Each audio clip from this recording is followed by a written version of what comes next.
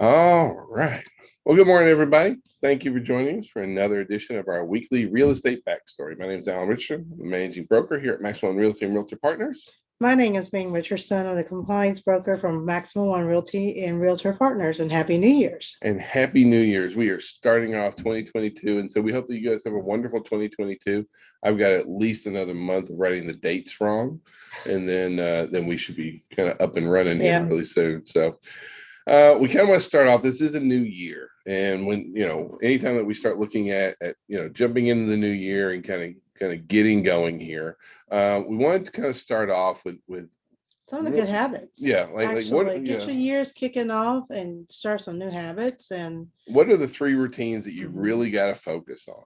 And so the first routine you actually need to focus on the night before, and that is your evening routine. What do you do the night before to get ready for the next day?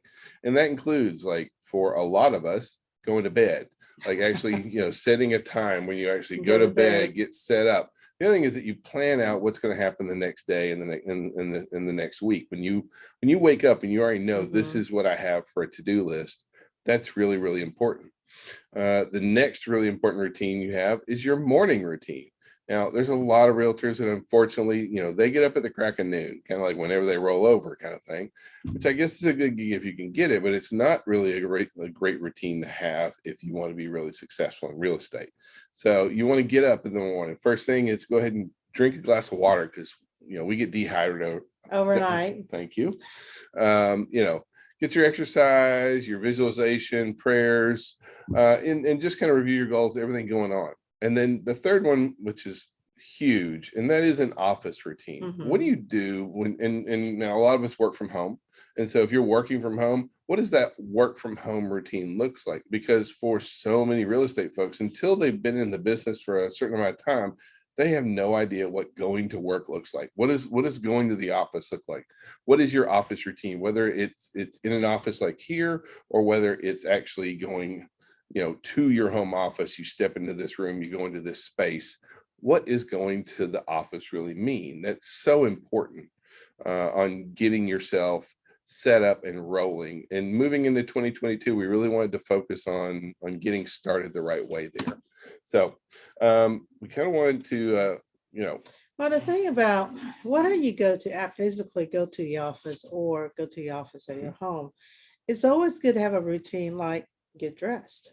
I know, well, a lot of time when you work in your pajamas or your sweats and stuff like that, nothing against it because I like being comfortable just as well. But I do know that when I'm dressed, I feel like I got things I need to finish and complete. So if you work from home, try that routine, see if it works for you. All right. Well, since we did wrap up 2021 and we're moving into 2022, how did 2021 finish up? And so we had quite a few new records that we want to kind of review about what's kind of going on with the state of the housing market. So first one is that for the overall inside the US, the typical home sold for over $400,000. That's an highest, average. But that's the highest number ever, kind of thing. Home at the same time, home supply dropped to its lowest level ever in 2021. The third record that we crushed this past year was that the typical home for the year sold in 15 days. That's incredible. And that is nuts, especially when you think back, for those of us been in the market for a while, that have been through a buyer's market and a seller's market, a buyer's market, back and forth. I can remember, like needing to do listing agreements for a year, kind of thing. Now it's kind of like, well, I can write a listing agreement for a month right now, kind of thing. No, I'm not suggesting that. I'm just saying we're moving inventory much faster, kind of thing. The fourth record is that 60% of homes went off the market in 2 weeks. So they may have been sold in 15 days, but the over 60% under 2 weeks, kind of thing. Over half of the homes last year sold over list price. And that's another huge, we've never seen that in our time. Yeah, absolutely. I remember back in the days, we had to counter and counter and counter and counter. We had multiple counters to get to a price point that both parties agree. Yeah. Interest rates hit a low of 2.65 last year, which is another record. Investors overall, and we're going to talk about investors a little bit later this morning, and but they were huge more investor purchases in 2021 than any time before. 1 out of 5 Yep. homes that was purchased by investor. That's 20%, which is a huge market. And the demand for second homes also shot through the roof during the pandemic. Mhm. That was another biggie that kind of really helped drive that. But some of those were investor sales as well. Well, the second homes due to the fact that a lot of folks were confined and they didn't want to go to a public place with a lot of people. So they're buying a house up in the mountain by the beach or something like that, so they can have their own space. About a third of Americans wanted to move for the pandemic and move to a different metro area for the first time. There's been a big shift, and we'll talk about, especially here in Atlanta, where they are coming from. And then kind of the last big record is that luxury homes on average sold for 25%. We overall saw about between a 60 and 18% property value increase, but luxury homes saw an increase of nearly 25%. Yeah. So we wanted to kind of jump into, what are we looking at for this year going on? And so kind of starting off here, we wanted to look at, this is our showing time monthly index for the last year. So we have wrapped up 2021. 2022 is getting ready to roll. And so you can see where December last year was. And December last year was one of the best years we've had on record. And we're going to beat December. And then we're probably going to beat January of last year. And you can see that the volume is up by, almost 25% in January from December. And so we really need to get our working shoes on. We need to get our heads right. We need to focus on, let's get active in our business, because there is business to be had. Holidays are over. Hope you had a great Christmas. Happy New Year. Woo woo. Let's get to work. It's time to make some things happen. Lay low and sugar now. Yeah. So, but NAR did a recent survey, and we found that Omicron is kind of holding a lot of our sellers back. So once that eases up, we got 65% of our sellers are planning to list in the next 6 months. Of that, they're planning of the folks planning to list, it's going to be next 6 months. 65% are going to be listing in the quote unquote winter, but Omicron is holding them back right now. And so we are seeing spikes, and I'm not getting political, and I'm not getting into any of that, but it is a reality that's driving us. So, as we hopefully get through this and the cases start to wane, we really need to be focused on getting our sellers engaged, because that's where we need those listings, right? At the end of the day, right there.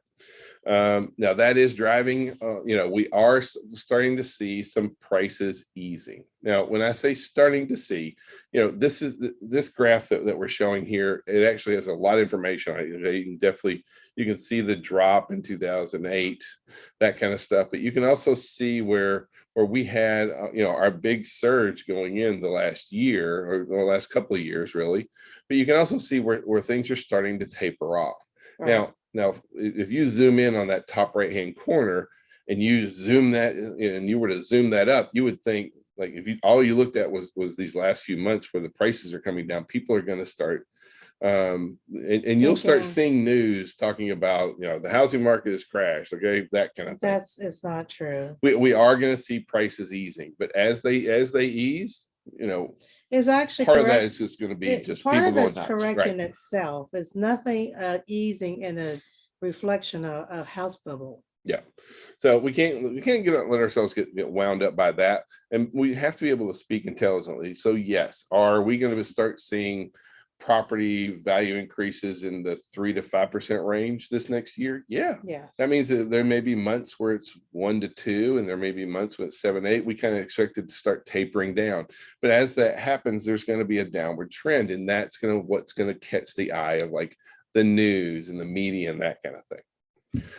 We ended 2021 at 3.11, which is still a phenomenal rate. Okay, it really is. Now, if you want something that's going to scramble your brain, A year ago, it was 2.67. So in a year, it's gone up half a point. Well, if you think Which about it, that's is $25,000 on the average buying power that we just lost. right. And so I don't, but I guess, but I'm afraid of us being too negative about that. Right. So 3.11 is It's a still great rate. phenomenal. We are probably going to be moving up in the mid threes throughout the course of this year and moving forward. And so, you know, if you look at where our mortgage rates have been for the last, oh gosh, last couple of years, you can see where the interest rates have really kind of been running here. And so, and real estate has been rocking the whole time through there. Now, are we going to see higher rates? Yes, but we have to keep those in context. Like 2016 was a good year. 2018 was a good year. You can see where we're sitting at, you know, right now. Yes, the interest rates were lower this year, but even if you look at a year ago, no one goes, oh my gosh, interest rates went up half a point, and so our business dropped. No. Interest rates went up and no one even noticed, basically. And so I think, and I guess that's the thing. If we see interest rates just slowly continue to creep up in the right way, I don't see it making a huge impact on us. But now, if there is a, you know, something happens and there is a giant jump, that's when it'll catch the news, and that's when it will shock some folks a little bit there. So this is another bit that we wanted to share with you, because you will start to see headlines like this: eviction filings higher after end of federal moratorium, which is true. But you also have to look at the fine print that says, yes, landlords are filing more court cases, but the numbers are below pre-pandemic levels. Okay, so yes, they're higher than they were during the moratorium. Got it. But they're lower than they were before we were in the pandemic. So is this really any news? No. Is there a foreclosure rush coming? No. So, you know, are there going to be more evictions and that kind of stuff? Yes, there will be, because the moratoriums are gone. But does that mean that you know, like right now, there's a huge demand for housing. There's not all these hidden properties out there. There's a lot of folks that wish that there were, but they aren't. And so don't let headlines like that get you wound up. Now, other really good news for us in the real estate world is that for sale by owner homes hit the lowest 40-year low. Yeah, the lowest in 40 years. And so asking a lot of folks, is it even worth the effort, kind of thing. Across listings nationwide, for sale by owners were listed for 17.7% less than fair market sales, kind of thing. And what that works out to is the average for sale by owners sells at $260,000, and the average median price of a property sells for $318,000. And so this is really, you know, this is real. I mean, these are real numbers. This is not something we just made up. So when you have for sale by owner think that they can do real estate, just give them the facts and say, hey, listen, that 3% you're saving is going to cost you around about 17%. So and plus not only that, with the virus and safety and everything else going on right now, how would you know that the folks coming in your house are legitimate? Well, and that's the thing for so many for sale by owners, you know, they don't have super lot boxes, that, you know, they don't really know how much their home is truly worth, because they don't have access to the MLS. Oh yeah. I mean, yeah, that worked out really good for Zillow, didn't it?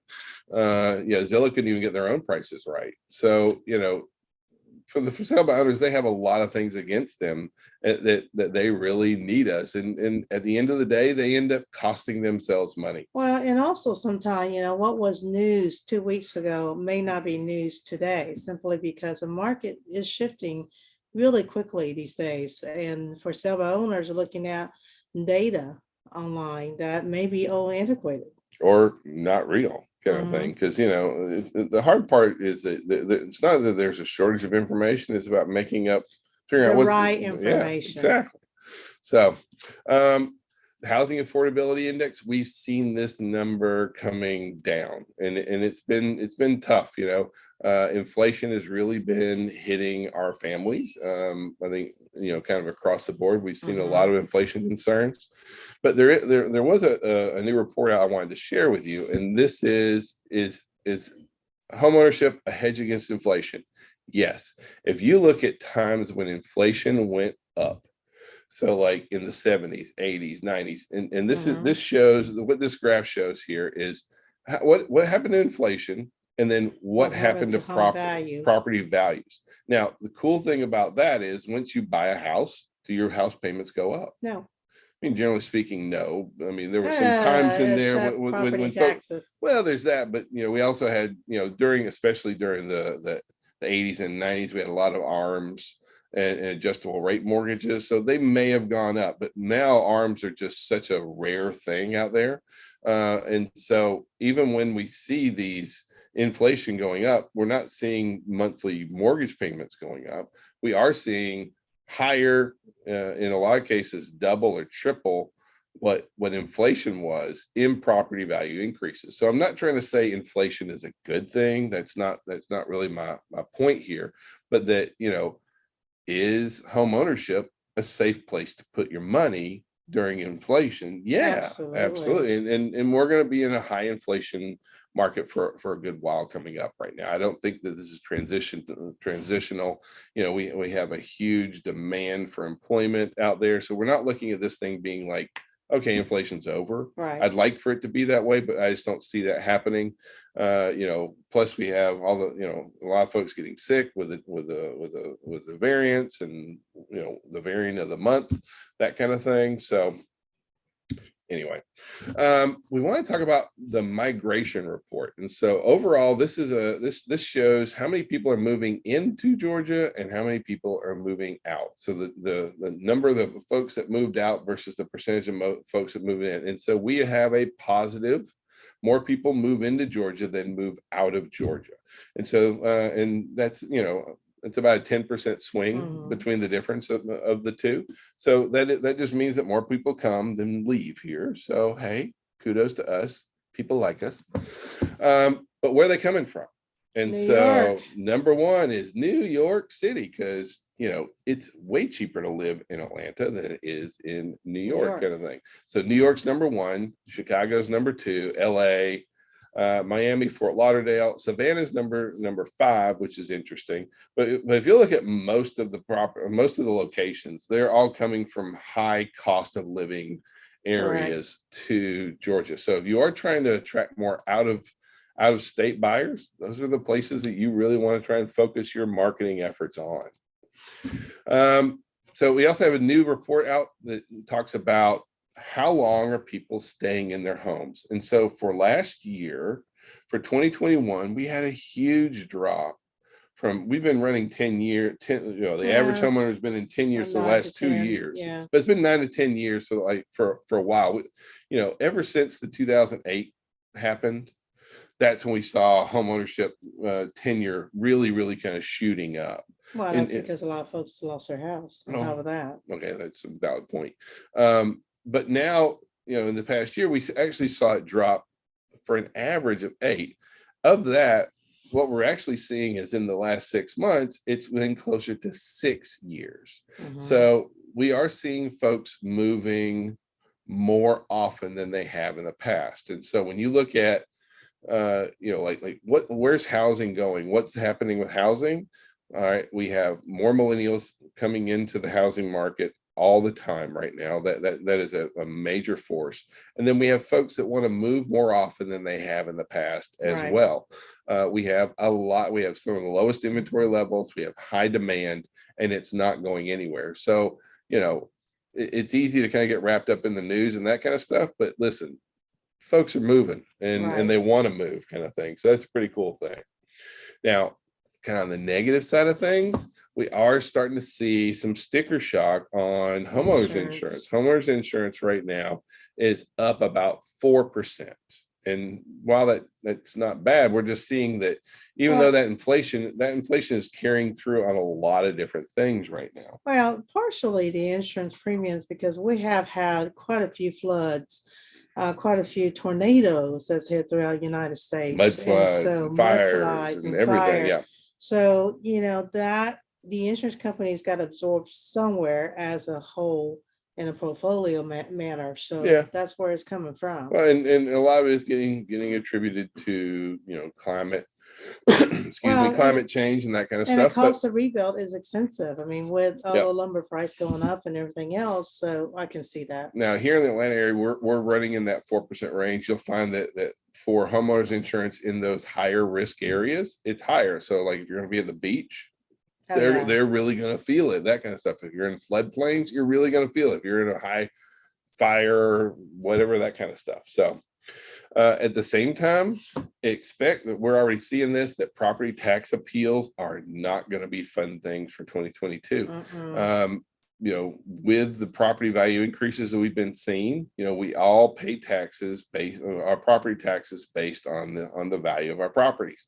And it's really hard to go in front of the appraiser. I mean, the property, the local county, and be like, my house is not worth more this year than it was last year. Yes, it is. And the problem is they're We're seeing those hoping same that numbers. just the millage rate. So, that would be the only saving grace, but I seriously. But that's not it. But you will have some folks asking, hey, can you help me lower my property taxes? I need to appeal my property tax. The challenge for that is normally like when we have clients call us and say, hey, can you help me out here? My property taxes went up. I'd really like to appeal it. And then you pull comps, you're going to be hard pressed kind of thing. And so we normally see that on average, especially most of your South Side counties, the property values are already under the average neighborhood norms. Normally we just see it on a lot of property, and that's the reason why we don't use property tax bills on valuation very much, or don't give it much credence, because it doesn't carry a lot of weight. Right. They're normally lower, and so at that point it makes it really, really tough to do. And you just really need to be able to explain that to our homeowners, and if we can help them, I have no problem looking out for a friend, trying to help somebody out. But that's a tough, it's going to be a tough road to hoe right there. At the same time, also on the bad news, higher utility bills are coming right now. Yeah. Now, luckily, it's been a very mild winter up until like today. You got cold today and tomorrow. The wind's incredible today. But overall, even if winter's 10% more warmer, they're expecting utility bills to be 22% higher. Well, That's huge. If you look at your gas price per therm, it's gone up this year. So, and here in the South, a lot of us heat with gas. And so, will a lot of our homeowners be experiencing some sticker shock on the utility bills at the same time? Absolutely, kind of thing. Our buyer, whoops. Let's try and keep my thing going here. Our investors are continuing their buying sprees. And so you can see that both high, mid, and low priced homes are all seeing more investor activity than we've ever had, period. Kind of across the board, it's going on in all price tiers. Now, the bad news is, according to CoreLogic, these are the 7 markets with the highest percentage of investor activity. Guess who's number 1? We are. Bingo. So that's not really I don't like that, because it makes it, in my opinion, much harder for our buyers, especially our first time buyers, getting any kind of starter home, that kind of stuff. It's in a bidding war. And when we list a property in that range, I would tell you that too. It depends on what your seller needs are. If you have a seller that needs to sell and buy at the same time, I can guarantee you most of your iBuyers are requiring the seller to completely move out. And 9 out of 10, that is not the case that the seller is willing to accommodate. We actually rejected 2 cash offer recently because that stipulation, and went with the regular loan. So again, that's not great news, but it is out there now. And I'm not totally against investors. Obviously, we're investors too. We understand how that works, but we'd like for us to make sure that we're encouraging our investors to be careful on using criminal background checks. It hasn't happened in Georgia as much right now, but we are seeing where several of the states, Florida especially, is having a big impact of landlords that are being sued because of their use of criminal background checks. And so a criminal background check is not a protected class. So criminal records, as a landlord, you can check the criminal records, and there's no problem there. What happens is they're finding where landlords are using those policies inconsistently. And so if you have a landlord that's going to be using criminal background checks to determine Whether or not a whether they tenant- want the rent to a tenant, right? First thing is they need to have a written policy saying this is that we will do this. This is how it works. They have to apply that consistently across With all all. of them, kind of thing. That they can't ask or consider arrests without convictions. That's one of the biggies, is that you can't say, well, if you're arrested, that carries weight. You can't on there. You really need to be careful about avoiding a blanket ban on applicants with any criminal conviction.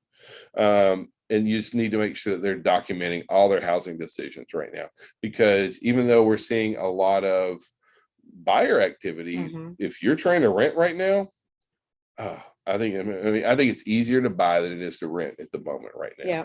And so, plus so honestly, that's Once another again, great point to kind of throw out there. Like, well, it's easier to buy. No one's going to do a criminal background check when you buy, that kind of thing. Right. It's true. That's your So, caviar.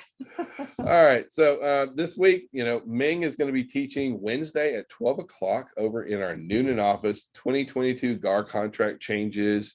I'm going to be doing a virtual 2020, getting started with RPR, Realtors Property Resource, even though I can't quite say that. And I'm going to be doing that for the virtual board. This is going to be a virtual one. And then Ming is doing another 2022 GAR contract changes. She's going to be live and in person at the MSA office here in lovely Jonesboro. So if anybody needs us, please, or if you need some meet time, you can catch us online here afterwards. We always hang out on Zoom. You can go max1.rock/chat. And we hope that you guys have a really great week. If you need us, call, text, smoke signals. We answer it all. Have a great week. Happy Monday. Happy New Year's. Bye. Bye.